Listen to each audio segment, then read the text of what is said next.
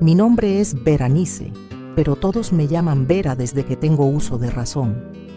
Hoy tengo 84 años y cuando miro hacia atrás, parece que fue ayer cuando era aquella niña de 17 años soñando despierta con el día de mi matrimonio. En aquella época, en el interior de Colombia, casarse joven era el destino de casi todas las muchachas.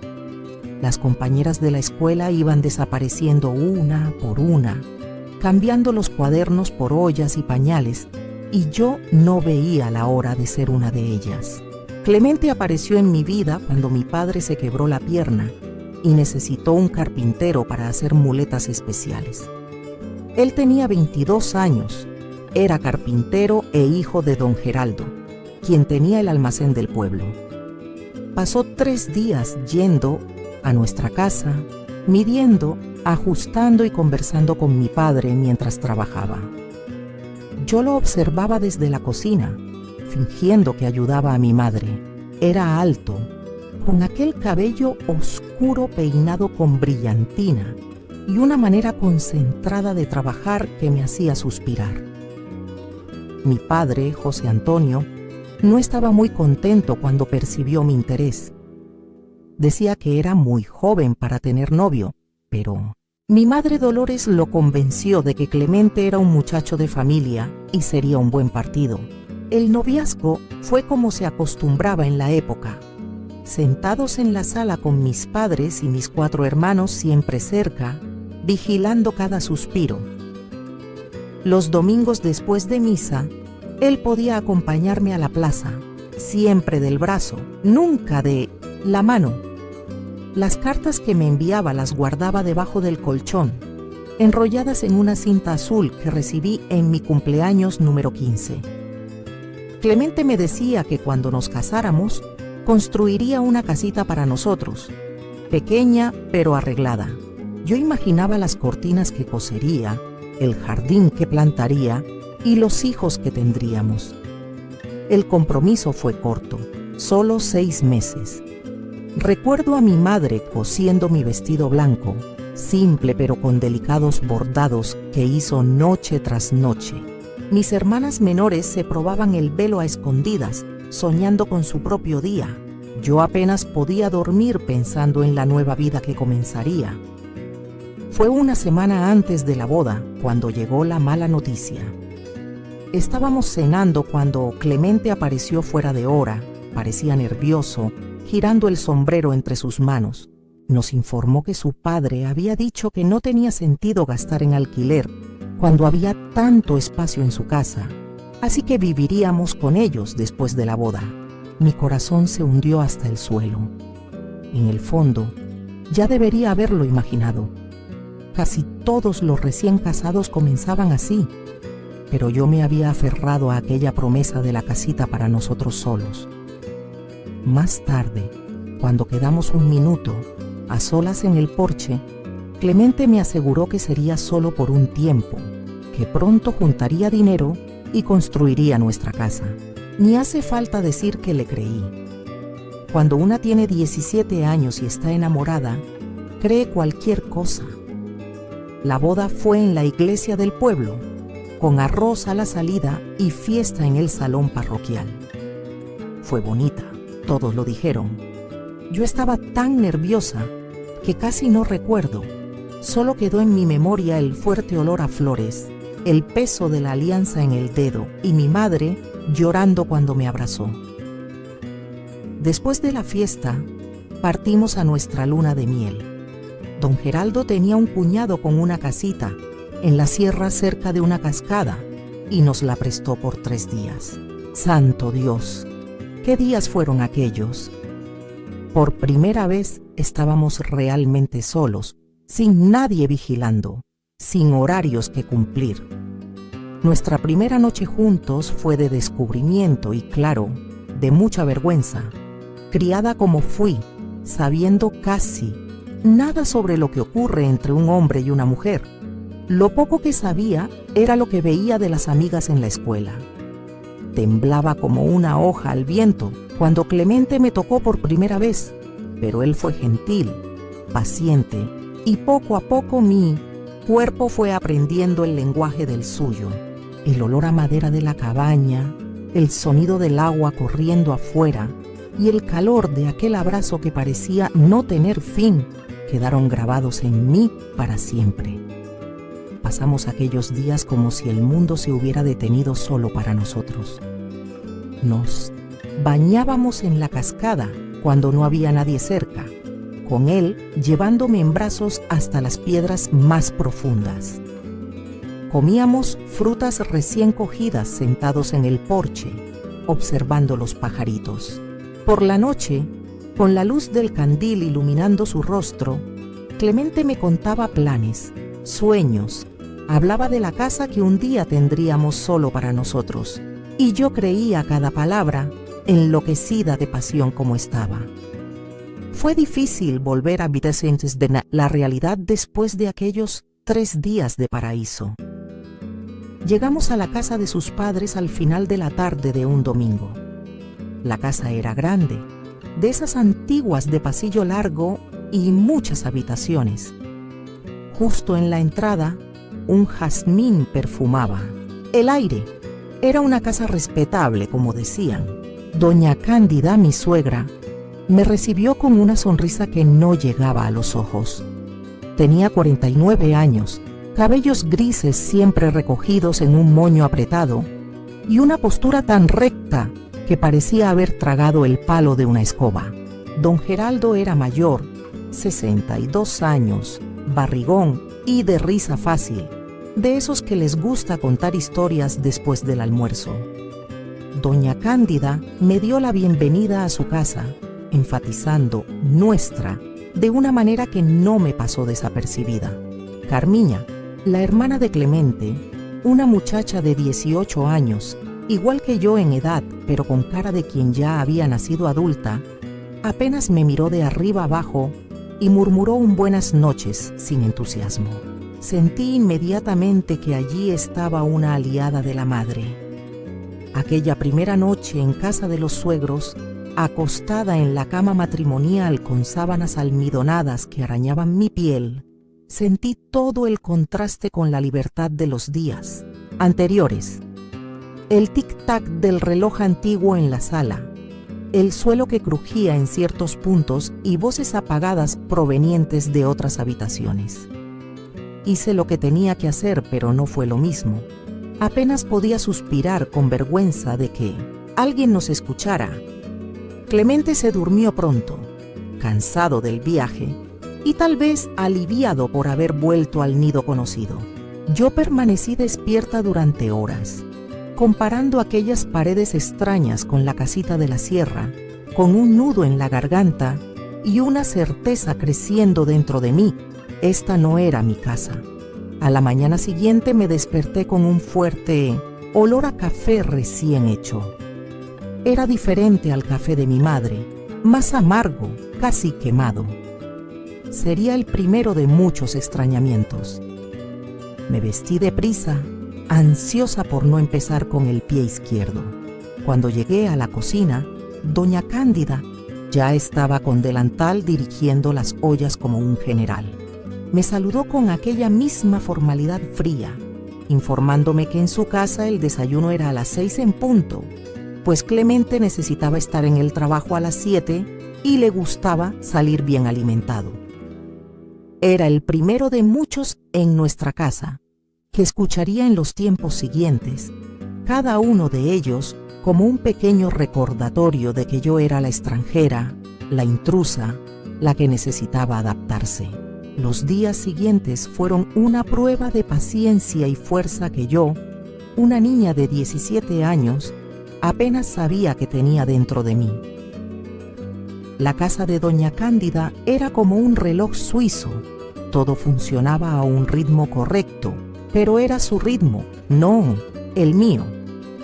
Pronto aprendí que la ropa blanca debía hervirse los lunes, la de color lavarse los martes, el suelo encerado los miércoles, los armarios limpiados los jueves, el mercado hecho los viernes y el pastel para el domingo horneado el sábado. Cualquier cambio en ese orden era visto como una afrenta a las tradiciones de la familia.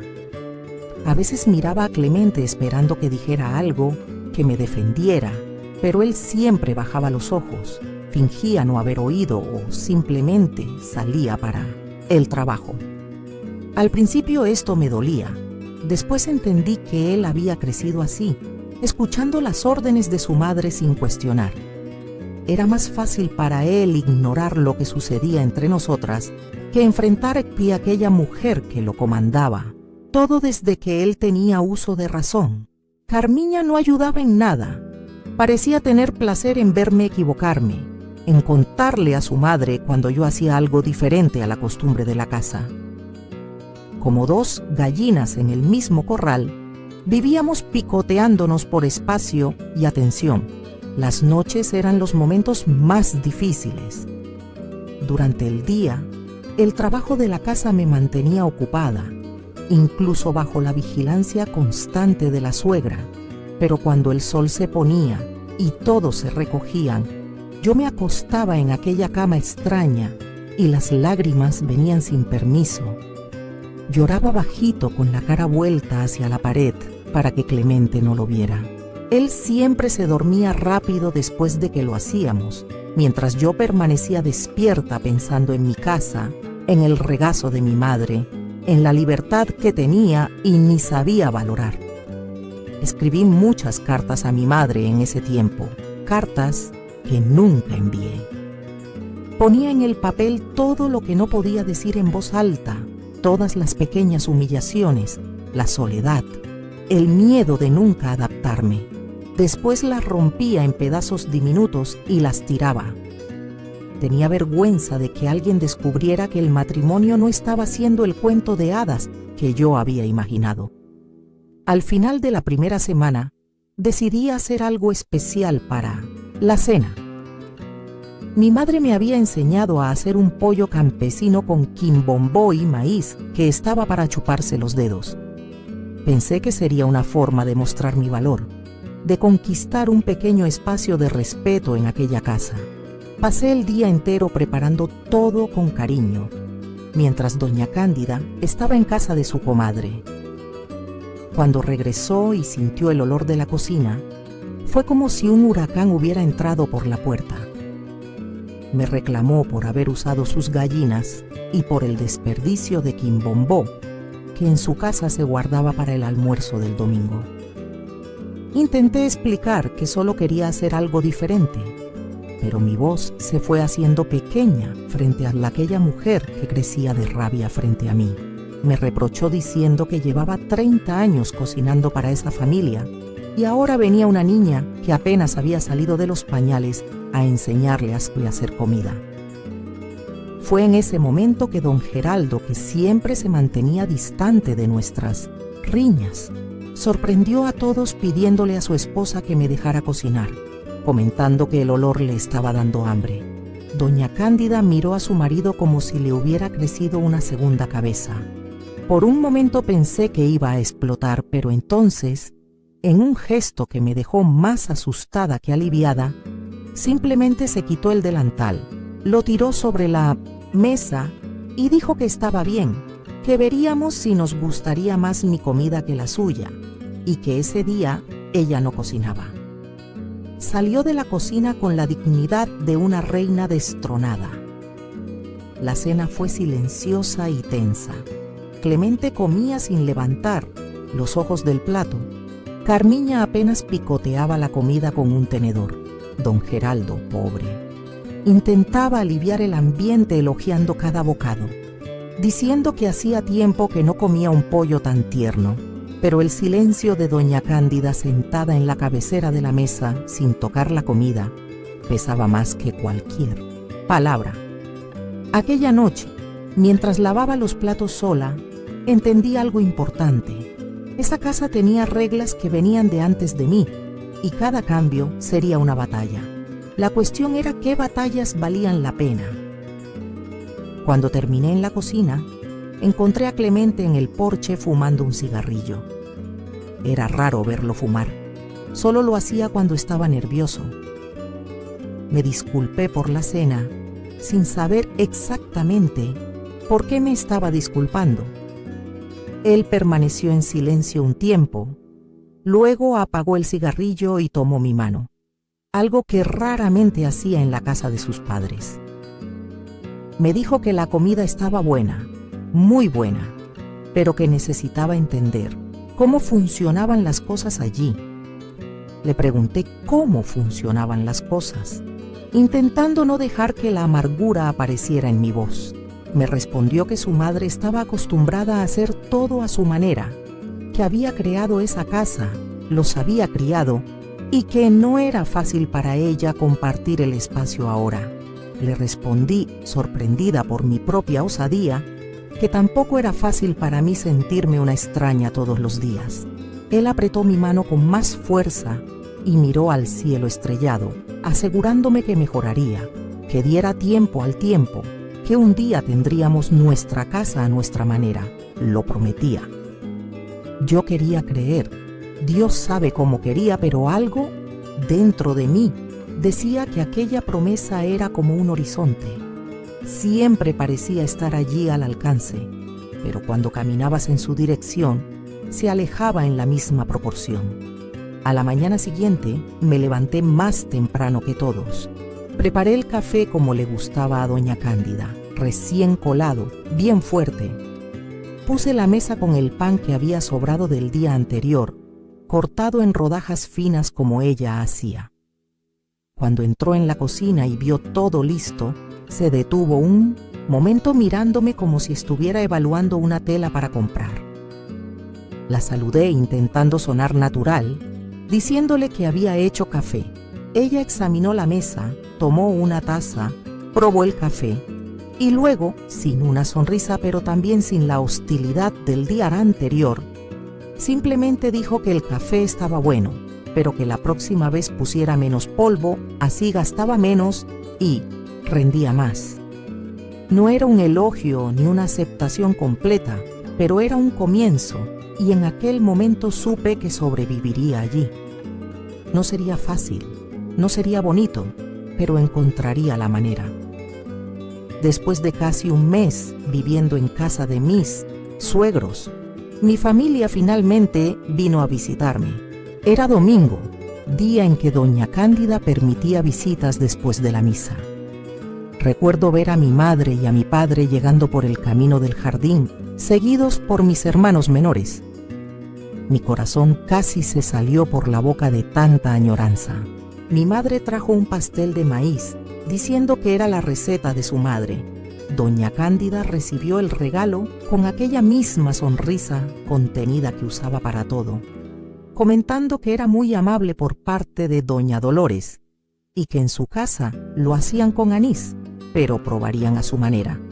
Mi padre, hombre de pocas palabras, estrechó la mano de don Geraldo y pronto los dos estaban sentados en el porche hablando sobre el tiempo y los cultivos. Mis hermanos estaban tímidos al principio, como si no supieran bien dónde encajar en aquella casa formal. Carmiña sorprendentemente fue amable con ellos, tal vez porque eran más jóvenes, tal vez porque no representaban una amenaza a su territorio, no lo sé.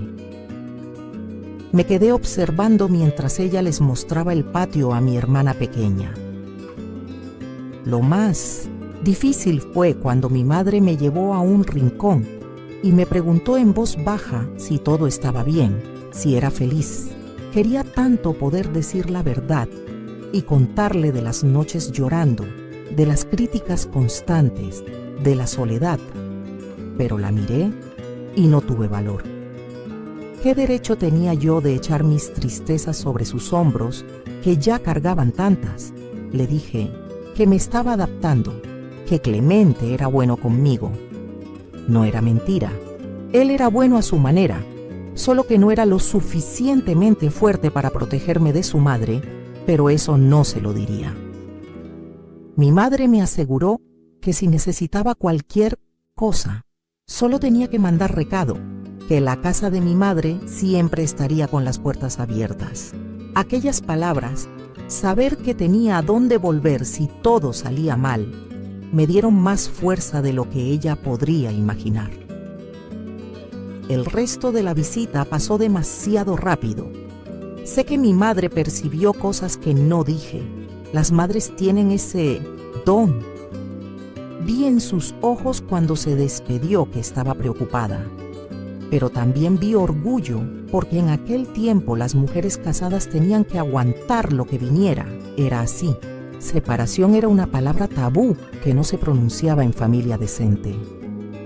Cuando se fueron, me quedé en la puerta mirando hasta que el último adiós desapareció en la curva del camino. Sentí una presencia detrás de mí y me giré esperando ver a Clemente. Era doña Cándida quien comentó que mi madre parecía ser buena persona. Estuve de acuerdo y entonces ella añadió que el pastel estaba bueno, diferente pero bueno. Fue casi un milagro escuchar aquello. Por un instante, por un único y breve instante, sentí que tal vez podría existir un entendimiento entre nosotras dos algún día. Fue poco después del 4.º mes de casada que empecé a sospechar. Mi menstruación, que siempre venía puntual como el pago del almacén de don Geraldo, no apareció. Primero pensé que era el nerviosismo de la adaptación, las noches mal dormidas, la añoranza de casa. Pero cuando completó 6 semanas de retraso y las náuseas comenzaron a despertarme cada mañana, ya no había cómo huir de la verdad. Estaba esperando un hijo. En aquel tiempo, estar embarazada era al mismo tiempo una bendición y una carga. Bendición porque los hijos eran lo que se esperaba de toda mujer casada.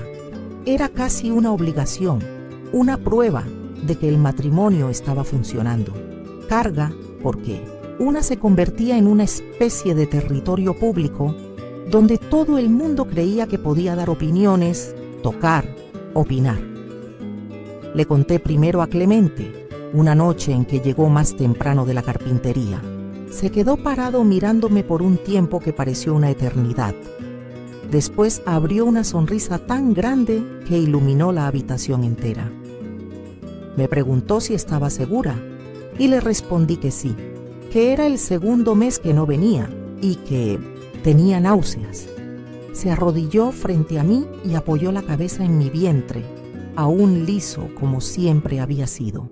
Sentí sus lágrimas mojando mi vestido y en esa hora, por un momento breve, pensé que tal vez todo iría bien, que aquel bebé vendría para unirnos de una manera que ni doña Cándida podría separar. Acordamos contárselo a sus padres en 1700 la cena.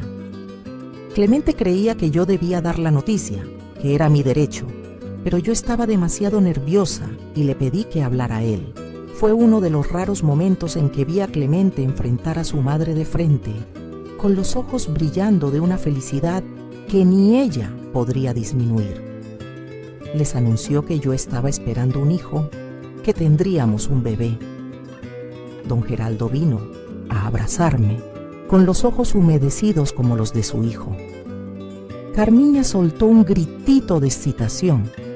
La perspectiva de ser tía parecía haberla suavizado un poco conmigo, pero fue la reacción de doña Cándida la que quedó marcada en mi memoria. Ella no sonrió, no me abrazó, simplemente se enderezó en la silla, ajustó la servilleta en su regazo y dijo con aquella voz que no admitía contestación que ya era hora y que ahora tendríamos que cuidar adecuadamente de ese embarazo, que las chicas de hoy no sabían lo que era llevar un hijo como se debe. Y así comenzó el asedio. De un momento a otro me convertí en una especie de jarrón precioso, pero un jarrón que no podía elegir dónde quedarse ni qué flores llevaba. Doña Cándida asumió el mando de mi embarazo como si el bebé fuera suyo, no mío. No podía comer esto o aquello porque haría mal al bebé. No podía levantar peso o perdería al niño. No podía salir al sereno porque cogería un resfriado. No podía dormir boca abajo porque lastimaría al bebé. No podía tomar café porque el niño nacería nervioso. Era una lista interminable de no puede que me dejaba mareada. Yo había crecido viendo a mi madre y a mis tías embarazadas, trabajando en el campo hasta el día del parto sin todas estas tonterías. Pero en la casa de doña Cándida el embarazo era casi una enfermedad que necesitaba curandero las 24 horas del día. Lo peor eran las infusiones. Todos los santos días aparecía con una diferente, apestando a hierbas que yo nunca había visto en la vida. Me decía que tomara todo, que era para formar los huesecitos del bebé, para no tener estrías, para que el parto fuera rápido. Yo bebía todo por miedo a ofender y también porque en el fondo quería creer que ella solo quería lo mejor para su nieto. Pero algunas de aquellas infusiones me daban unas náuseas tan fuertes que corría al patio y vomitaba escondida detrás del guayabo. Con 3 meses mi barriga ya comenzaba a notarse, un montecito redondo que yo acariciaba. El bebé era mi secreto, mi tesoro, la única cosa realmente mía en aquella casa. Por la noche, cuando todos dormían, yo hablaba con él en pensamiento, le contaba historias, le hacía promesas de días mejores. Fue en esa época que empecé a oír las conversaciones entre doña Cándida y sus comadres. Hablaban de mí como si yo no estuviera allí, o como si fuera incapaz de entender lo que decían. Comentaban que si Dios quería sería un niño, un hombre para seguir los pasos de Clemente, que yo era muy jovencita, que sí sabría criar bien, que ojalá se pareciera al padre, que en su familia los hombres eran fuertes, que no enfermaban fácilmente. Cada palabra era como una aguja en mi corazón. Yo quería gritar que aquel hijo era mío, que yo ya lo amaba fuera niño o niña, que sería una buena madre aunque fuera joven, pero me tragaba las palabras junto con las infusiones amargas y rezaba para tener fuerzas para aguantar aquel tiempo. En los días de más desesperación, escribía a mi madre. Esta vez envié algunas de las cartas. Necesitaba a alguien que entendiera lo que estaba pasando. Mi madre respondió como solo ella sabía hacerlo, con pocas palabras pero llenas de sabiduría. Me decía que cuando me sintiera sola, recordara que el bebé estaba siempre conmigo, que era una compañía que nadie podía quitarme, y sobre los consejos de mi suegra, todo con respeto, agradecer y después hacer lo que mi corazón de madre mandara. Dios da instinto para las madres, no para las suegras. Cuando completé 5 meses ocurrió algo que cambió la dinámica de la casa. Don Antonio, el barbero, que también era una especie de curandero local, se puso mal durante un corte de pelo. La gente decía que fue un derrame, de esas enfermedades que dejan a la persona torcida de un lado. Como no teníamos médico en la pequeña ciudad y el hospital más cercano quedaba a horas de distancia, la noticia corrió rápido. Necesitaban ayuda para cuidar del viejo barbero. Doña Cándida, con toda su experiencia en infusiones y rezos, fue llamada para ayudar. De repente ella empezó a salir todos los días después del almuerzo y solo volvía cerca de la hora de la cena. Aquellas horas sin ella en la casa eran como un día festivo para mí. Podía respirar, ser yo misma, cuidar de mi embarazo a mi manera. Fue en esas horas de libertad que me acerqué a Carmiña. Sin la madre cerca, era casi otra persona, menos amarga, más dispuesta a conversar. Un día, mientras yo doblaba sábanas en el tendedero, vino a ayudarme, algo que nunca había ocurrido antes. Me preguntó si ya había pensado en el nombre y por primera vez parecía genuinamente interesada. Le dije que si era niña, quería Catarina, que me parecía precioso, y si era niño, tal vez Olavo, como el abuelo de Clemente. Ella estuvo de acuerdo con que Olavo era bonito, pero comentó que su madre querría que fuera Clemente hijo. Lo había comentado esos días con su comadre. Pensé para mis adentros que solo faltaba eso, que hasta el nombre eligiera ella. Nos quedamos en silencio un tiempo. cada una perdida en sus propios pensamientos. Entonces ella dijo algo que me tomó por sorpresa, que debía ser bueno tener un bebé creciendo dentro de una, como si nunca estuviera sola. La miré y vi algo que nunca había notado antes: soledad. Carmiña era casi un año mayor que yo, pero sin pretendiente a la vista, sin amigas cercanas por lo que yo podía ver, sin mucho más allá de aquella casa y de la sombra fuerte de la madre. En aquel momento sentí una punzada de compasión por ella. Le ofrecí sentir al bebé, llevando su mano a mi barriga, diciéndole que a veces daba pataditas, muy suavecitas aún. Sus ojos se agrandaron cuando sintió un movimiento suave bajo la piel estirada.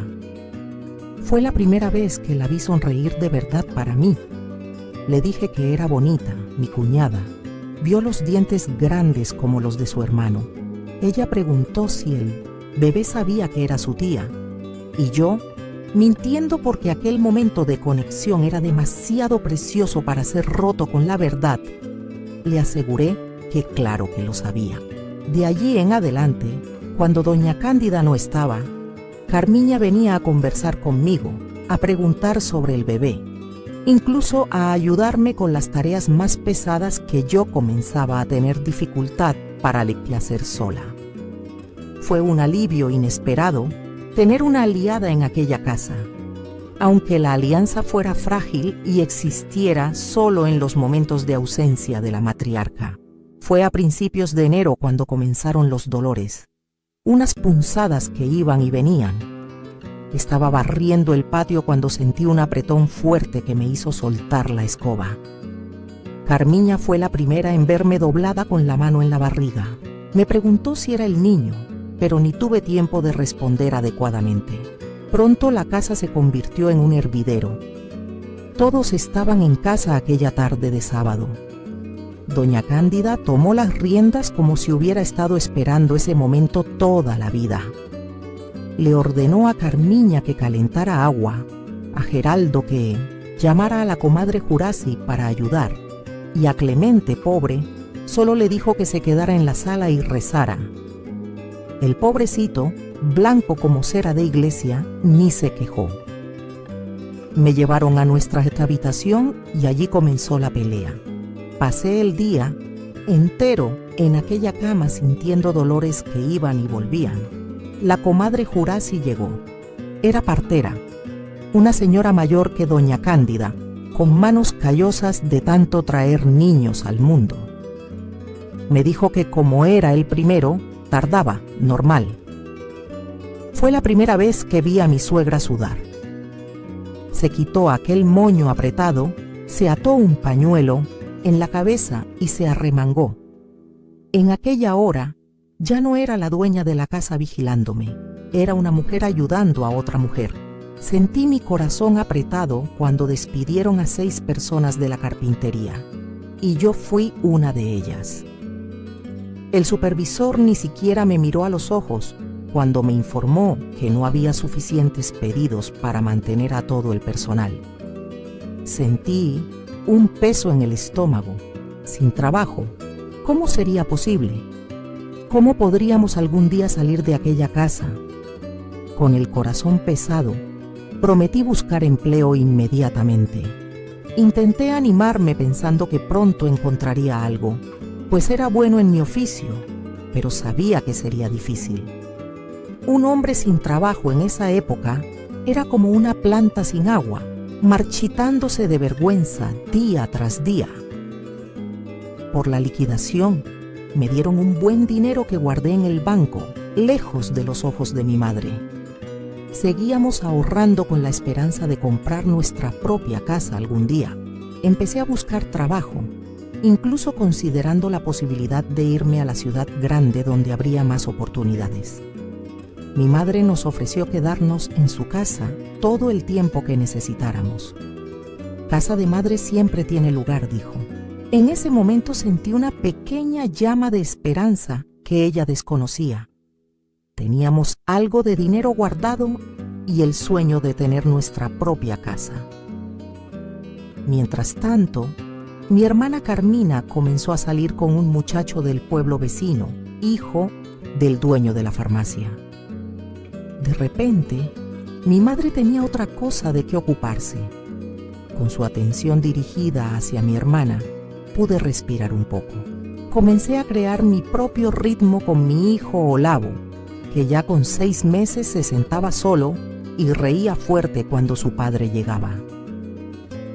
Un domingo, mientras tendía ropa en el patio con Olavo jugando en una canasta, Carmina vino a ayudarme. Estaba diferente, más mujer, menos niña.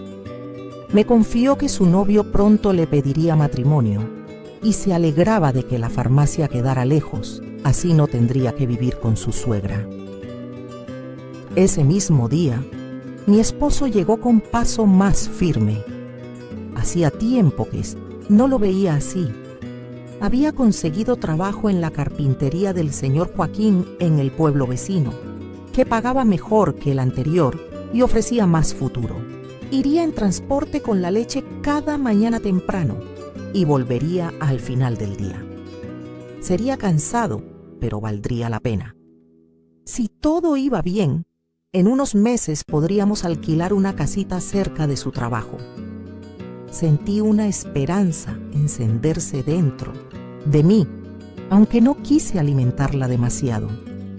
Tantas veces habíamos soñado con nuestra casita para después ver el sueño desvanecerse como humo. Pero el nuevo trabajo de mi esposo era de verdad. Pronto se estableció, ganó la confianza de don Joaquín y comenzó a traer dinero a casa. Mi madre, ocupada con los preparativos de la boda de Carmina, ni notó cuando comenzamos a guardar algunos billetes debajo del colchón. Así, casi 10 meses después del nacimiento de Olavo, mi esposo llegó a casa con una noticia que cambió nuestra vida. Íbamos a alquilar la casita amarilla cerca de la plaza.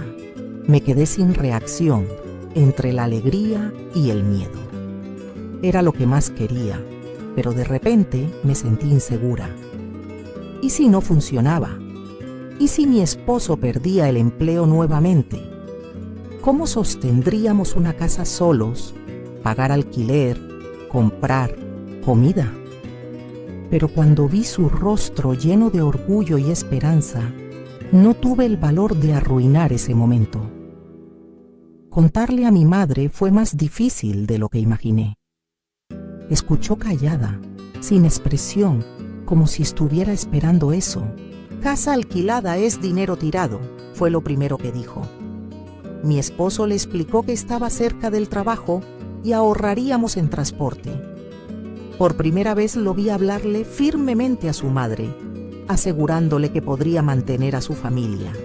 La mudanza se hizo un domingo.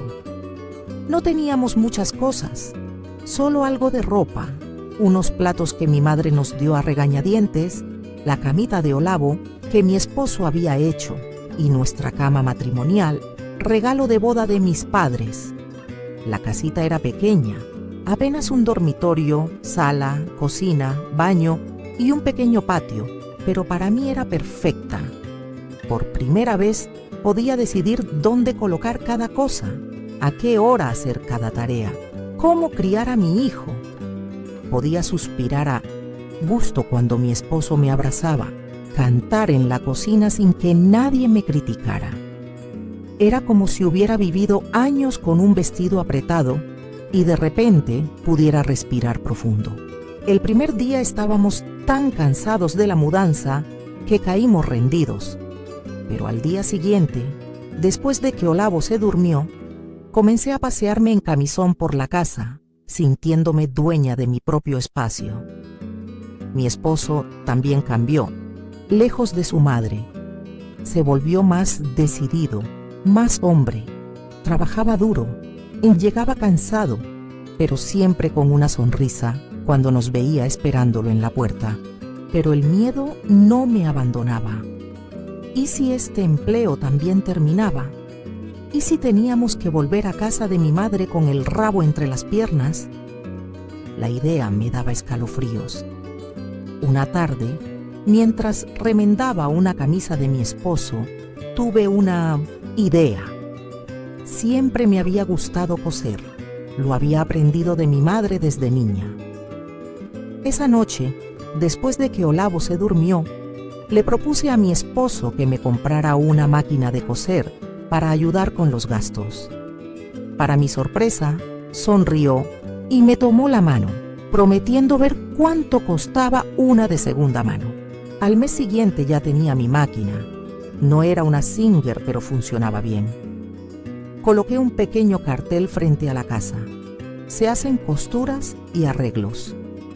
Al principio apareció poca gente, pero pronto las mujeres del vecindario comenzaron a traer vestidos para ajustar, pantalones para hacer dobladillos, cortinas para coser.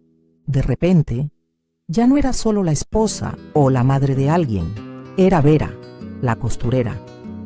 Tenía mi propio dinero que guardaba en un tarro de vidrio dentro del armario. Era poco, pero me daba una seguridad que nunca había sentido antes. La vida fue tomando un rumbo diferente. Visitaba más a mi familia y ellos venían a nuestra casa con más frecuencia. Olavo ya tenía casi 2 años cuando descubrí que estaba esperando otro bebé. Esta vez sin las tisanas de mi madre, sin las críticas, sin el miedo constante de hacer algo mal. Será una niña, le decía a mi esposo, para completar nuestra familia. Y así fue. Eulalia nació en una tarde calurosa de marzo de 1943 con la ayuda de una partera del pueblo.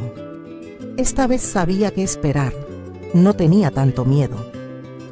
Mi esposo se quedó a mi lado todo el tiempo, sosteniendo mi mano. Durante el embarazo visité a mi madre 2 o 3 veces, y otras veces mi esposo iba solo con Olavo. Ella no venía a nuestra casa de ninguna manera, pero cuando nació Eulalia, vino a visitarnos una semana después del parto. Pensé que encontraría a la misma mujer autoritaria de siempre, pero el tiempo también la había cambiado. Tal vez la soledad después de que Carmina se casó y se fue, tal vez la edad llegando, no sé. Entró en mi casa como pidiendo permiso y preguntó si podía ver a su nieta. Mientras Olavo corría al encuentro de su abuela, le extendía a Eulalia en sus brazos, observando con cuidado. Mi madre miró a la bebé con la misma mirada que tuvo cuando vio a Olavo por primera vez. Sus ojos se humedecieron y dijo que se parecía a mí, con una voz más suave de lo que jamás había escuchado. En los meses siguientes, para mi sorpresa, mi madre comenzó a aparecer con más frecuencia. A veces traía un pastel, otras veces solo venía a sentarse y ver a los niños jugar. Yo tenía más paciencia con mi suegra, pero claro, sabía que era porque ya no vivíamos juntas. Cuando Eulalia cumplió 3 años, en 1946, mi esposo llegó a casa con un brillo diferente en los ojos. Me preguntó si recordaba aquel terreno, cerca del campo de fútbol, el que don Jorge estaba vendiendo. Había pasado por allí ese día y el precio había bajado. Con lo que teníamos ahorrado más el bono que recibió en la carpintería, pensaba que podríamos comprarlo. No la casa todavía, pero el terreno. Después construiríamos poco a poco. Mi corazón se aceleró. Un terreno nuestro, el comienzo de nuestra propia casa, finalmente. ¿Estás seguro? ¿No faltará dinero para el resto del mes?, pregunté. Me aseguró que ya había calculado todo. Si yo continuaba con las costuras y él hacía algunas horas extras, podríamos lograrlo. Esa noche apenas dormimos haciendo planes. El fin de semana fuimos a ver el terreno. Era bastante grande y plano. Firmamos los papeles con una sonrisa de oreja a oreja. Juntamos cada centavo en los meses siguientes. Economizamos en todo. Hasta corté el pelo de los niños en casa. Construir la casa fue otra historia. Comenzamos por lo básico. Una habitación grande que serviría de sala y dormitorio, más un baño y una cocina pequeña. Mi esposo trabajaba en la obra los fines de semana junto con algunos amigos de la carpintería que venían a ayudar a cambio de una comida y la promesa de ayuda cuando lo necesitaran. Siempre que podía, pasaba por allí para mirar cómo subían las paredes, ladrillo por ladrillo. A veces, cuando nadie estaba mirando, pasaba la mano por la superficie áspera, sin poder creer que aquello sería nuestro hogar. Después de casi 2 años viviendo con apreturas y economizando cada moneda, en 1948 nos mudamos. La casa aún no estaba completa. Faltaba el revoque de algunas paredes. Los cuartos de los niños se construirían después. El patio era solo tierra apisonada, pero era nuestra, sin dueño que golpeara la puerta cobrando alquiler. Aquella primera noche nos sentamos todos en el suelo de la sala vacía, comiendo un pastel que había hecho para celebrar. Olavo, con sus 5 años, corría de un lado a otro, diciendo: «Es grande, mamá, es muy grande». Reíamos porque no era gran cosa, pero en sus ojos de niño parecía un palacio, y de cierta forma lo era. Mi trabajo de costura comenzó a crecer junto con la casa. Fui ganando la confianza de los nuevos vecinos hasta que un día doña Lucinda, esposa del médico del pueblo, golpeó a mi puerta. Había oído que yo cosía muy bien. Su hija se casaría el mes siguiente. El vestido vendría de la capital, pero las 4 damas necesitaban vestidos. Me preguntó si podría hacerme cargo. Tragué saliva. Vestidos de dama de honor eran otra categoría. No eran simplemente faldas y blusas. Incluso el tejido sería sofisticado. Además, mi máquina no era gran cosa. Pero recordé a mi madre, cómo me enseñó a mirar un modelo, a reproducirlo, a entender cómo caía la tela. Incluso fue ella quien hizo mi vestido de novia. Respondí que sí, fingiendo una seguridad que no tenía, como si hubiera hecho muchos vestidos como los que ella quería. En la primera oportunidad corrí a casa de mi madre, le mostré las medidas, pedí ayuda. Ella hizo uno de los vestidos y yo hice los otros 3 idénticos. Mi madre estaba orgullosa de mí y yo también, pero no fue fácil. Dejé de tomar otros encargos, pasé noches en vela cortando, cosiendo a mano, bordando. Cuando entregué los vestidos, doña Lucinda quedó tan satisfecha que me pagó extra y, más importante, me mostró a sus amigas. Pronto comenzaron a surgir otros encargos. Un vestido para la fiesta de 15 años de la hija del farmacéutico, ropa para la esposa del alcalde, hasta que llegó el encargo que lo cambió todo: el vestido de novia de la hija del dueño del banco.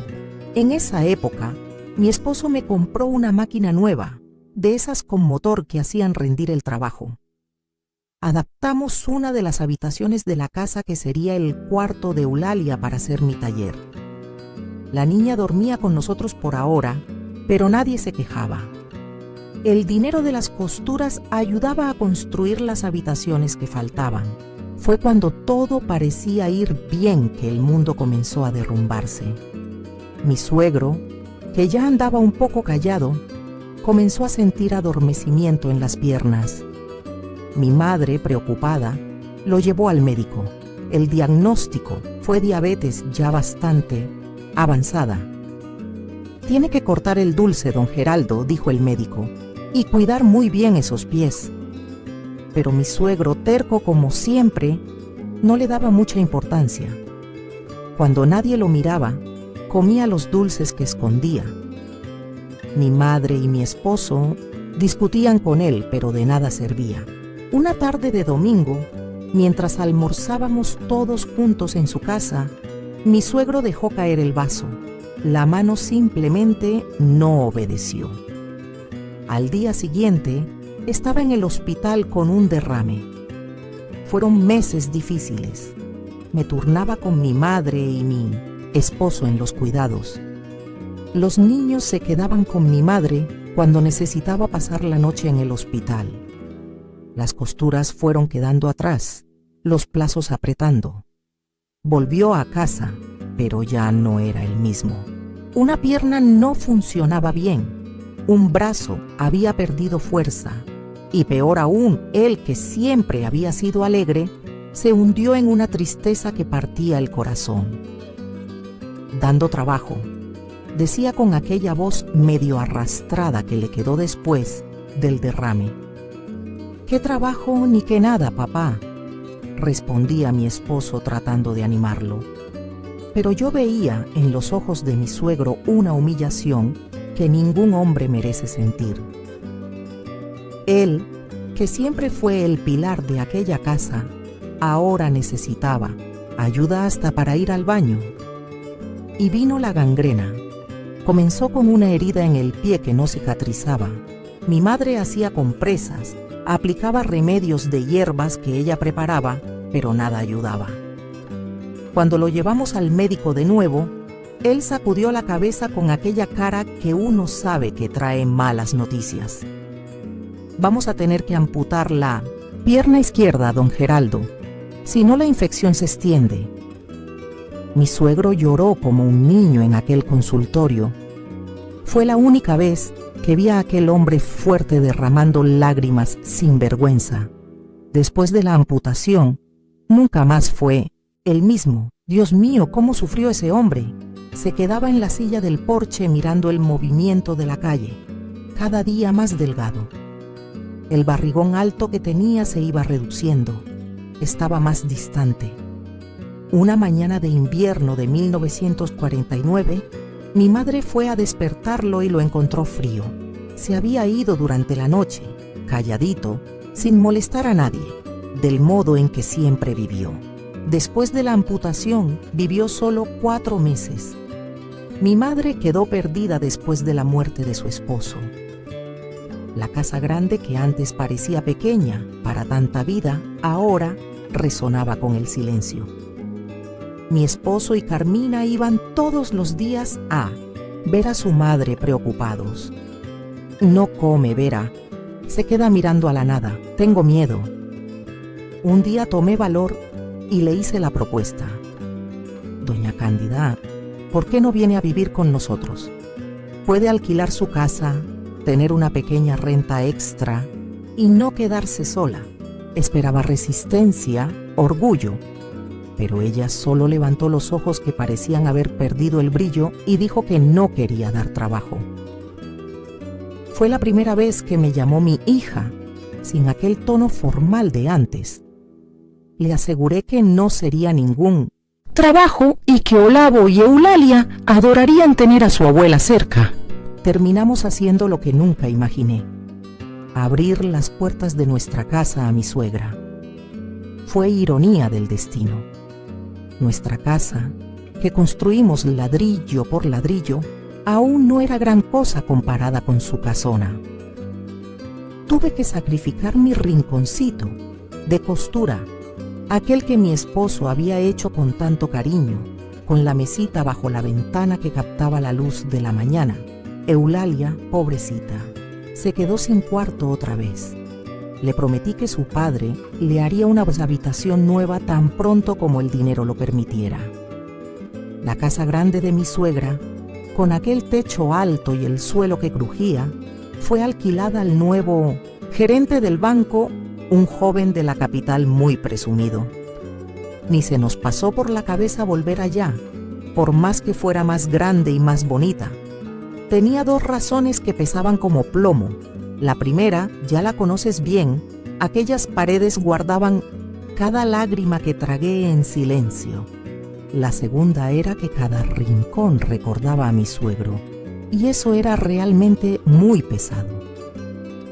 Al principio pensé que sería difícil, que volveríamos a las antiguas desavenencias, pero mi suegra estaba diferente, más suave, más callada, y tenía una paciencia infinita con los nietos que nunca demostró con su propio hijo. «Abuela, cuenta la historia», pedía Eulalia cada noche, y allí estaba mi suegra contando historias de antaño, de cuando era niña, historias que nunca le había oído contar. Una noche, Después de que los niños se durmieron, se quedó conmigo mientras yo cosía un vestido. Miraba mis manos trabajar en silencio. Nunca aprendí a coser bien, dijo de repente. Mi madre intentó enseñarme, pero yo no tenía paciencia. Y después, cuando me casé, mi suegra creía que yo no hacía nada bien, así que desistí. Aquello me tomó por sorpresa. Nunca había imaginado a mi suegra admitiendo que no sabía hacer algo. Nunca es tarde para aprender, respondí, ofreciéndole un retazo y una aguja. Sonrió pero rechazó. Estas manos viejas ya no tienen remedio. Hizo una larga pausa antes de continuar. Sabes, Vera, yo solo quería que mi hijo tuviera una buena vida. Tal vez exageré en la forma de cuidarlo. Después de que Geraldino murió, tuve miedo de perder a mi hijo también. ¿Geraldino?, pregunté confundida. Respiró hondo como quien va a contar un secreto guardado por mucho tiempo. El hermano de mi hijo. Eran gemelos, idénticos. Cuando tenían 4 años, les dio sarampión fuerte. Geraldino no resistió, pero mi hijo sobrevivió de milagro. Estuvieron internados uno al lado del otro. El médico dijo que fue por muy poco, cuestión de horas tal vez. Uno se fue y el otro se quedó. Mi esposo era Geraldo como su padre, y siguiendo la tradición de la familia, le dimos el nombre del abuelo y del padre a uno de los niños. Creo que por eso nunca pude tratar bien a mi hijo.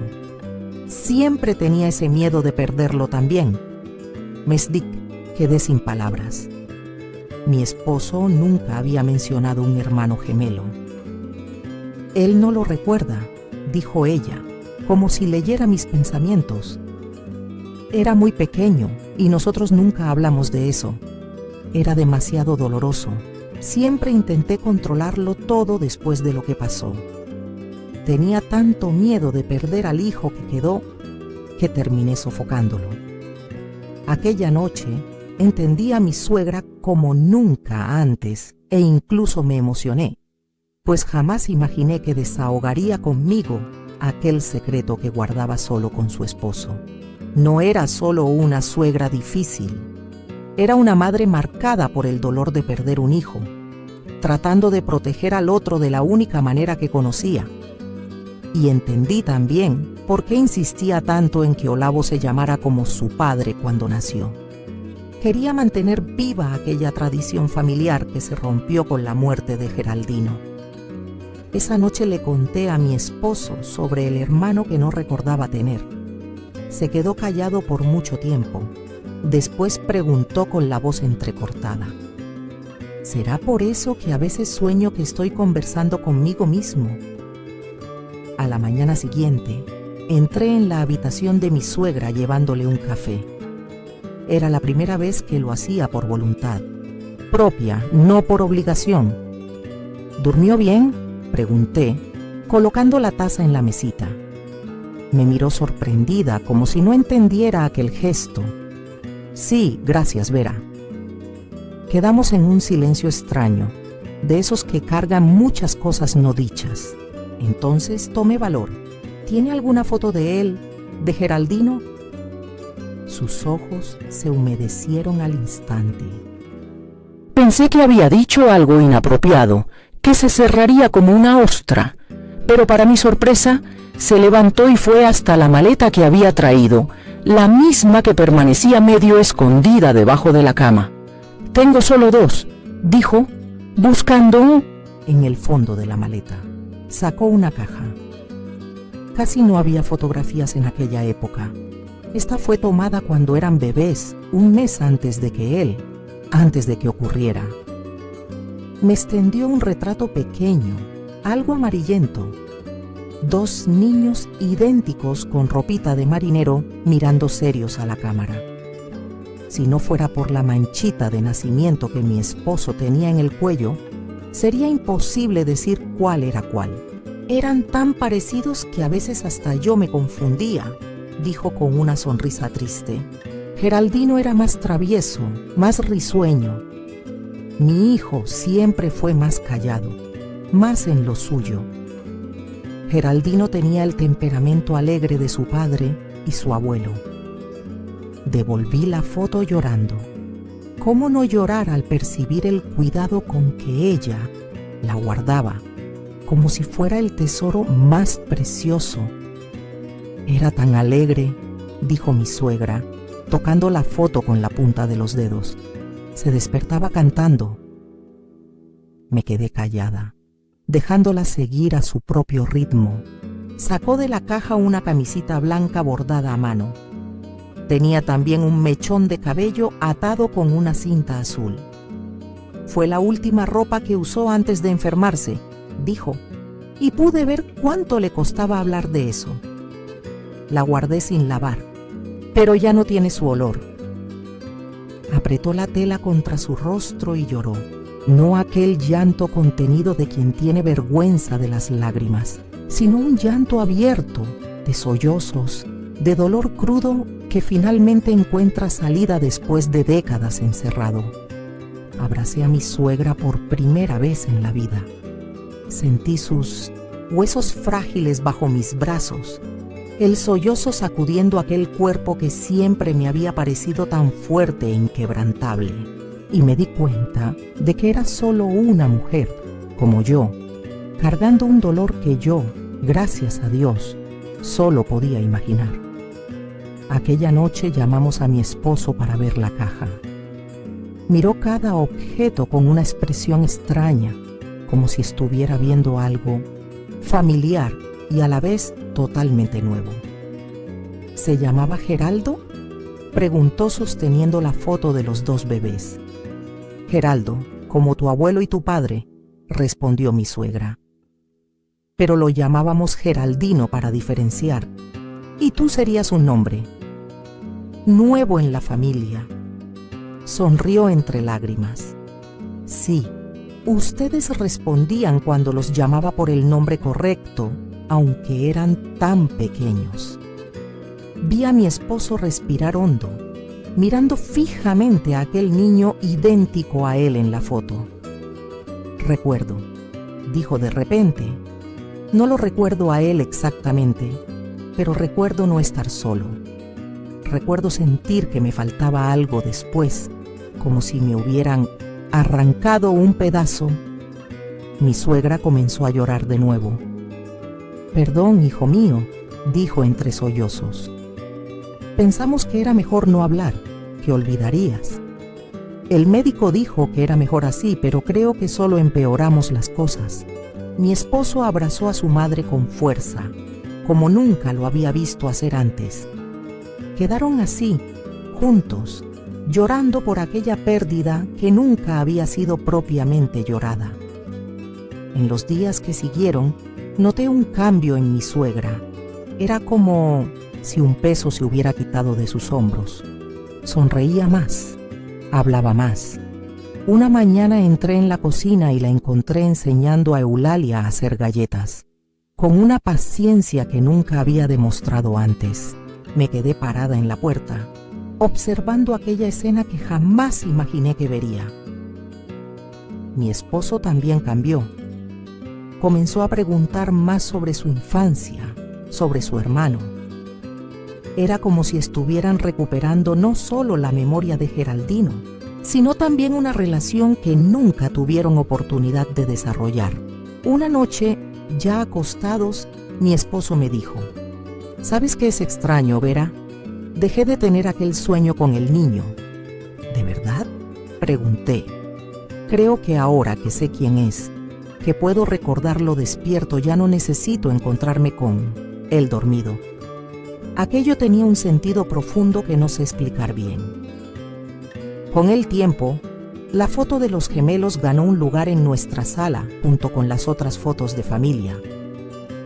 Geraldino se convirtió en parte de nuestra historia, no más un secreto doloroso, sino un recuerdo que, aunque triste, podía ser honrado abiertamente.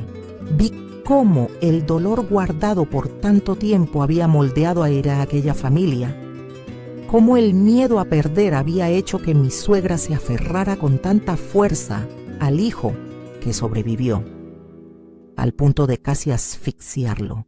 Y principalmente, aprendí que, detrás de las personas difíciles, muchas veces existen dolores que uno ni imagina. Mi suegra no era solo una mujer controladora, era una madre que había perdido la mitad de su corazón e hizo todo lo posible por proteger la mitad que quedó. Ahora entiendo por qué quería tanto que mi hijo se llamara como mi esposo cuando nació. No era solo por terquedad, sino para mantener viva una tradición que se rompió con la muerte de Geraldino. Hoy, mirando hacia atrás desde mis 84 años, veo cómo la vida da vueltas.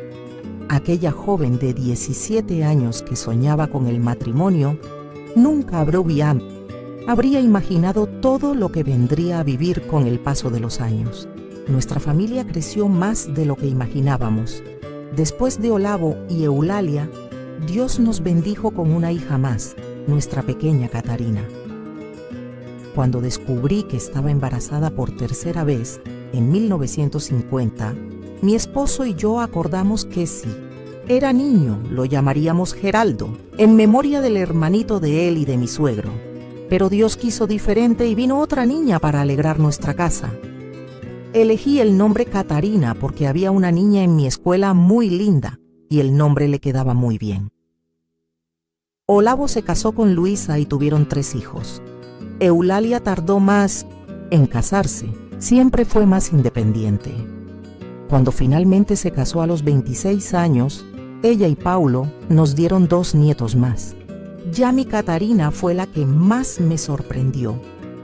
Tuvo 4 hijos, siendo el último parto de gemelas, Elena y Cecilia. Cuando las niñas nacieron, mi suegra lloró tanto al ver a las 2 bebitas idénticas.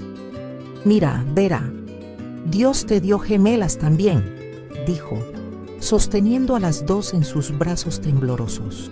Fue un momento de sanación para ella, estoy segura. Doña Cándida vivió con nosotros casi 30 años después de superar el luto por su marido. Cuando abrió su corazón sobre Geraldino, se transformó completamente. Sus nietos la adoraban, llegó a conocer a sus bisnietos y demostró una paciencia que nunca había tenido con sus propios hijos. Cuando falleció a los 86 años, Clemente y yo habíamos visto crecer a nuestros hijos, establecerse, y nuestra casa llenarse nuevamente de voces infantiles. Mi taller de costura se convirtió en un verdadero negocio. Llegué a tener 3 ayudantes y confeccioné tantos vestidos de novia que perdí la cuenta. Clemente prosperó en la carpintería, fabricando muebles que se volvieron marca registrada en la región. Cuando comenzaron a llegar los bisnietos, experimenté una alegría que solo una bisabuela puede entender. Hoy ya son 9.